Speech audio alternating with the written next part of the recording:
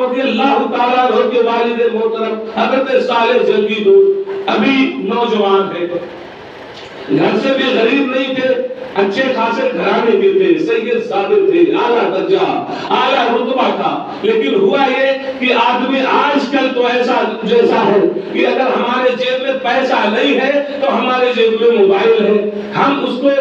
On line transaction کر لیتے ہیں، لیکن پہلے ایسا نہیں تھا۔ ایک آدمی کتنا بھی امیر ہو اگر وہ مسافرت کی منزل میں نکل گیا تو غریب مانا جاتا تھا، کیوں؟ اب وہی مال اس کے پاس ہے جو اس کے پاس ہے، اب مال اس کا گھر سے کب پہنچے گا؟ کب تک تو اس کے ساتھ حادثہ گزر چکا ہوگا۔ حضور غوث اعظم کے والد ہیں، آپ روزے سے ہیں اور چلتے چلے جا رہے ہیں، ایک دریا کے کنارے ایک سیب پایا، اٹھا کے کھا لیا، دل میں خیال پیدا ہوا کہ کھا تو سیب میں نے لیا ہے، لیکن یہ سیب نہ جانے کس کا ہے، اور اسلام قانون دیتا ہے کہ جو حق اللہ ہے، یعنی اللہ کا جو حق ہے وہ تو اللہ معاف کر دے گا، لیکن اگر بندے کا حق آپ پر ہے تو جب تک بندہ معاف نہیں کرے گا تب تک معاف نہیں ہوگا۔ جہاں یہ تصور ذہن میں آیا، تلاش میں لگ گئے، نوجوان ہیں، ہر طرف عیش و عشرت کے سامان ہیں، سب کچھ کر سکتے تھے، لیکن آخرت کی فکر ہے،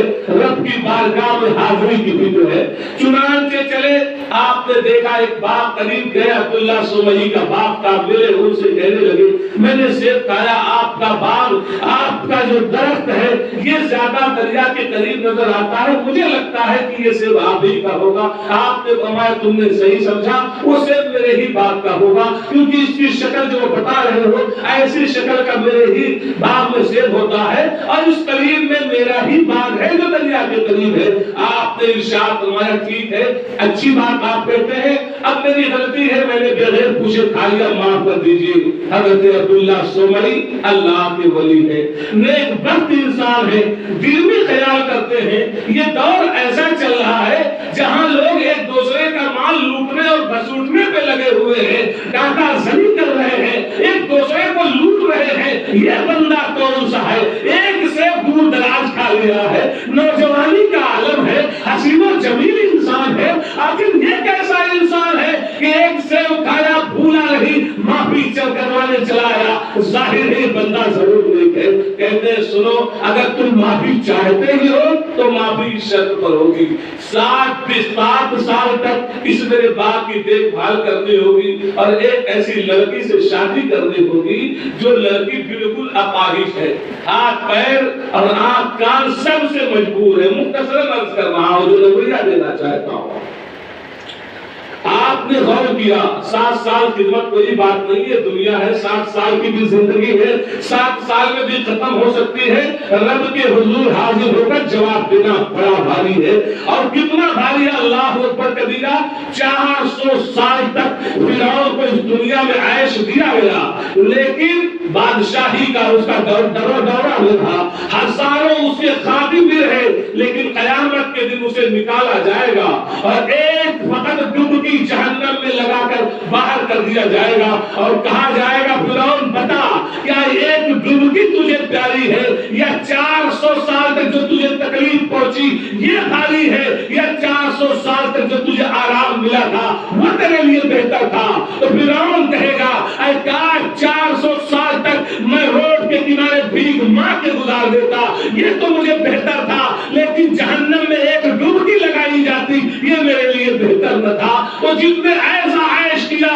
اس کا کوئی عالم ہے، اور جس کی 40-50 سالہ زندگی ہے اس کا حال کیا ہونا ہے؟ چنانچہ غور کرو، آپ نے کہا ٹھیک ہے میں خدمت کرنے کے لیے تیار ہوں، اور لڑکی سے شادی کرنے کے لیے بھی تیار ہوں۔ دن بھی گزرے، شادی کا بھی ٹائم آیا، شادی بھی ہو گئی۔ جب آپ رات کو گئے تو کیا دیکھتے ہیں؟ جو لڑکی ہے حسین و جمیل پری جیسی، ہاتھ پیر سب ٹھیک ہے، حسن و جمال بالکل آشکارا ہے، دیکھ کر باہر نکل آئے۔ عبداللہ سومئی سے کہنے لگے آپ نے جو کہا تھا اس میں دھوکہ ہوا، کیونکہ ابھی جب میں گیا تو میں نے دیکھا آپ کی لڑکی تو بالکل صحیح سالم بالکل ٹھیک ہے، آپ نے کہا تھا وہ اپاہج ہے۔ آپ نے فرمایا کہ میرے کہنے کا مطلب یہ تھا کہ اس نے اپنے کسی بھی جز کو کبھی حرام کی طرف متوجہ نہیں کیا، وہی کیا جو حلال ہے، اسی لیے میں نے کہا غلط کام کی طرف اس کے پیر نہیں بڑھے، اس لیے وہ خواہش ہے، چنانچہ وہ ان کی ماں، ان کی شادی جن سے ہوئی وہی حضور غوث اعظم کی ماں ہیں، ان کے والد حضرت ابو صالح جنگی دوست ہیں۔ اب جو بیٹا پیدا ہو رہا ہے یہ پیدا ہونے کے بعد ولی نہیں ہے بلکہ ماں کے پیٹ میں ہی ولی بن کر تشریف لا رہا ہے۔ چنانچہ آپ سے جب پوچھا گیا اے حضور غوث اعظم متى علمت انک ولی اللہ، آپ کو کب پتا چلا کہ آپ اللہ کے ولی ہو؟ تو آپ فرماتے ہیں جب بچپن میں مکہ میں پڑھنے کے لیے جاتا تو